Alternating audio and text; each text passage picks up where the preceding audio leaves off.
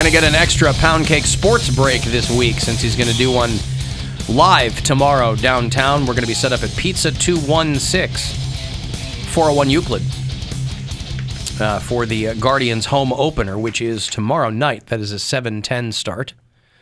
So we will roll in time for pregame around 6:30, regular game time, regular show time tomorrow. And it's going to be a lot of people downtown tomorrow night, boy. Mm-hmm. Cavaliers play the Atlanta Hawks. It's going to be pooping, right? It's going to be pooping downtown. Who tweeted that? NEORSD. Oh. Duh. Yeah, the Northeast Ohio Regional Sewer District. Somebody I like them. They commented on a typo. They did have a TikTok and... Do they really? Huh?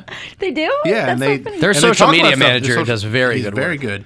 And he addressed the clip that he gets, tagged in all the time of "It's all pipes" from Seinfeld. Yeah, right. And he lays all that out and says, yes, it all does kind of just go to one place. Enough of the pea pipe talk. Mm-hmm. If you listen to our show on iHeartRadio, first of all, thank you. Second of all, let me know where you do it if you're from out of state. I like to know where people are so we can put them on the map. David listens in Big Clifty, Kentucky. Krista is one of our bureau chiefs in San Antonio. Joey's in Nashville. Brody is a new listener in Oak Harbor, Washington. Brian is in Yuma, Arizona. Matt's in D.C. Hey, Danny. Hey, how's it going, Alan? What up? How you doing? Hanging in, man. Oh, yeah, I was just calling. You guys were talking about you not be able to know how to swim. Yeah. This is, for some reason, it reminded me of a story from like 10, 15 years ago. My parents were on vacation. My dad was snorkeling, and he saw somebody in the water with him, and he wasn't moving. My dad's like, "Oh, what's this? Like, what are you doing, buddy?" Turns out he drowned, and my dad had swim him back to shore. Your dad was snorkeling, just trying to get some of the undersea life, maybe see some cool fish, maybe a piece of coral, and he came across a corpse. Oh, yeah. What'd he do once he got him back? He actually couldn't bring him back all the way. My dad was just telling me that it was so, like, carrying that dead weight and himself through the water was just so tiring. Sure. That a couple of guys had to come and help him, and the news crews came, and the guys that helped him took the credit. Oh, your dad didn't even get on the news? No, I was just like, Dad, like, we didn't get on the news. He's like, I didn't give him a shrimp. Right. Well, he's a smart guy. He's out there being helpful. All right, thank you, Danny. No problem. There's Danny, whose dad Found a dead guy. found a dead guy. Gwen and I have a habit of seeing corpses when we travel. We're going to Mexico next week, taking our daughter to the Nickelodeon Resort in Cancun, and we're wondering if we'll see a corpse again. Before we had our daughter, we used to go to Mexico once a year, all over the country, and we would always invariably see a dead person. When we went to Jamaica, we all saw a dead body. Mm-hmm. But that goes into my column. That was the first time I ever saw like a dead body. Like, and you didn't even see it. It had a sheet over it. You didn't know what kind of weirdo face they were making, or if rigor mortis had set in yet. I don't know if the sheet was over it. I think it was. Not I mean, yet. we drove by. There was I think what caught our eye was the white sheet. No, it was a guy. Am I misremembering? Maybe I'm misremembering, but from what I remember, there was a guy outside taking pictures. Because we looked, and there was like just a photographer just randomly on the side of the road, and he was like kind of like kneeling down, and there was a body right there. So he was taking a picture of the body. It's called Jamaican paparazzi. He wasn't taking a picture of a sheet. And then Erica started flipping out, and yeah. She didn't flip out, did Yes, she did. She started crying. She did? Yeah. I don't remember that. She's like, oh my God. Yeah, she did actually start crying. Really? Yeah. Yeah, she started crying.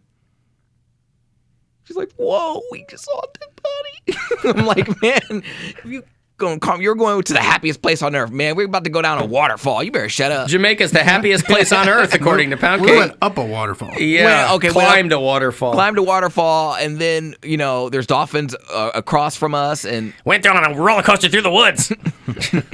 we got a bobsled. Like, come on. Yeah, bobsled. You can't be sad in a bobsled.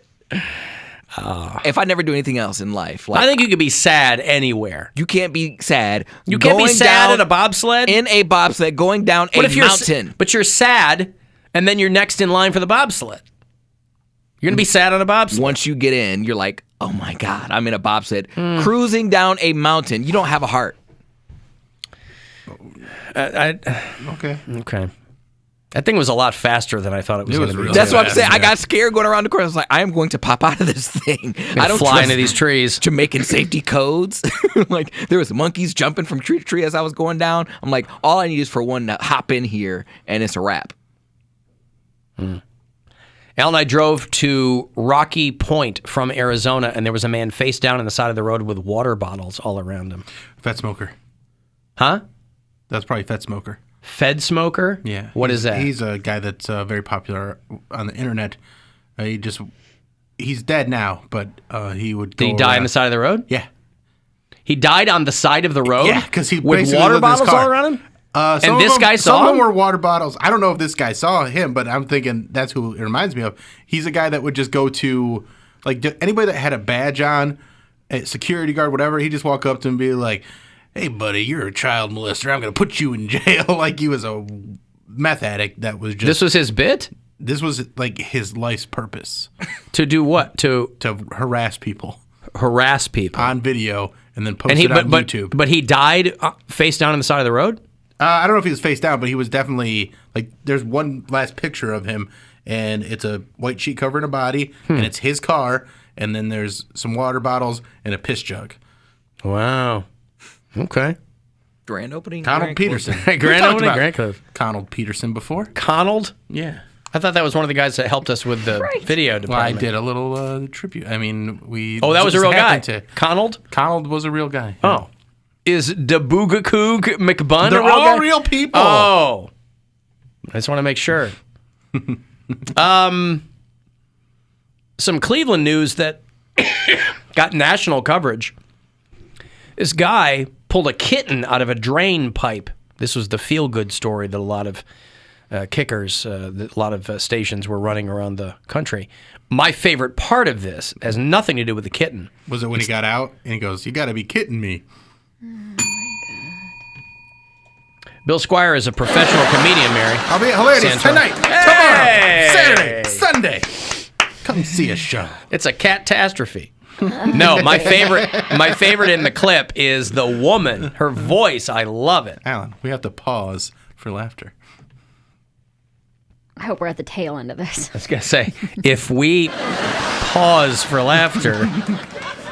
Oh, I get it. Listen, after being driven to a med vet by Cam's cat guardians, the kitten recovered and survived. A very small kitten was at the bottom of a drainage pipe. And a guy who heard the cat jimmies the thing and gets the cat out. Hey, hey, hey. Oh, baby, don't move. Stay with me. Oh, God, please let her still be alive. She's not making any noise. Get those towels, Robert, hurry. Oh, that voice. Get those towels, Robert, hurry. How about the towels?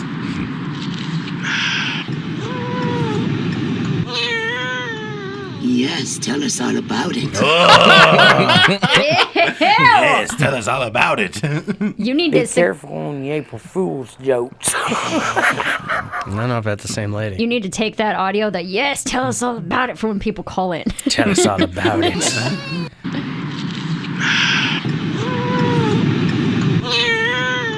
Yes, tell us all about it. I love it. I love it too. That's great. So congratulations. It was an hours-long rescue effort along West Boulevard in Cleveland. Is that your neck of the woods, Poundcake? Yep. If you had heard a kitten stuck in a drainage pipe, would you move heaven and earth to get that cat out of there? Get that cat out of here. Yeah, I probably have to do something. Once I see it, now I'm compelled because it will ruin I would be mad at the kitten for ruining my sleep pattern. Ruining your day. The kitten. It's going to ruin my day. I'm like, listen, I'm going to be late to work because I'm helping a stupid kitten get out of a drain. Like, Is that a story that once. Is that a story that you could foist onto your morning job and they'd be okay? Yes, I'm like, listen, I'm compelled. Like, I can't just leave this here. Like, morally, I can't leave it here. I'm not happy about it. Believe me, I want to go to work. I was leaving a comedy show once, and there was a cat stuck in a drain and I like reached down and pulled it out. Really? Yeah. But then cats be And like, then what'd you do with it? Threw it in the river. Duh. they be the ones that scratch you and No, bite you. it was a kitten, and so like I just pulled it out real quick, and then as soon as I sat down, it just took off. There's videos though of people helping animals. Like there's one that it's very funny, but you're also like, God damn it! And it's a deer that's stuck in a trench, and this guy hoists this deer up out of the trench, and then it runs and falls right back in the stupid trench. Yep. And you're just like, come on, man. Stupid deer. You got to do a cost-benefit analysis on saving animals like that. There's a farmer that went viral on TikTok, kind of a similar thing, where he had one of his like baby cows or a baby bull got stuck in some mud pit. And so or it might have even been a sheep or I something. think I saw that one, but yeah. he's trying to get it out, and this thing is just fighting him tooth and nail. And it's his livestock. So he's like, I am trying to help you. Like, let me get you out. And then as it runs out, it turns right back around. It doesn't go in, like the video cuts off, but it wants to go right back into the stupid mud pit. Why don't you understand what I'm trying to tell you, you cow? Moo. You know what kind of cow wouldn't act like that, Alan? What kind of cow? Maybe a prized cow? Any come to mind? Don't you join in on this. Don't do that. I don't know what you're talking about. Oh. I'm thinking of contended Linda Grace. I'm kidding. Contented Linda Grace. Bill, have I ever told you the story? This was a prized cow. Cough more. Actually, my throat feels quite nice right now. Just right now. Nothing but open sailing from here on out. There's a town called Wakarusa, Indiana. It's a little-known town. About it. Tell us all about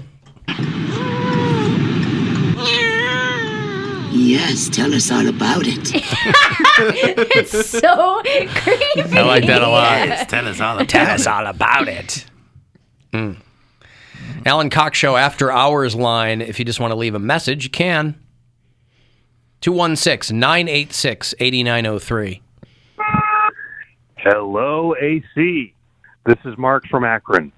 I want to thank you for contributing to my 12th grade history lesson yesterday. We were discussing how the United States, under JFK, failed to influence South Vietnam's president, Ngo Dinh Diem. He refused our advice, was impervious to our pressure, and remained an obstinate jerk. It was at that moment in the lesson that I laid this on my seniors.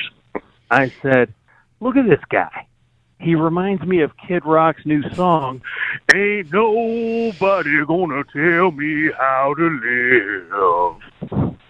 I would say that about half of my kids laughed, but I'm guessing that your favorite part is when the other half of the class reacted with an uncomfortable silent stare, which I, of course, let linger like Poundcake's brother's fart inside the Perry Monument.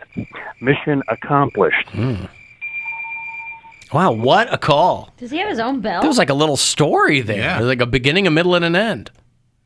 You think those kids were laughing with him or at him? There'd be a couple of 12th graders in there. Knew what's coming. Imagine whipping that out at your class.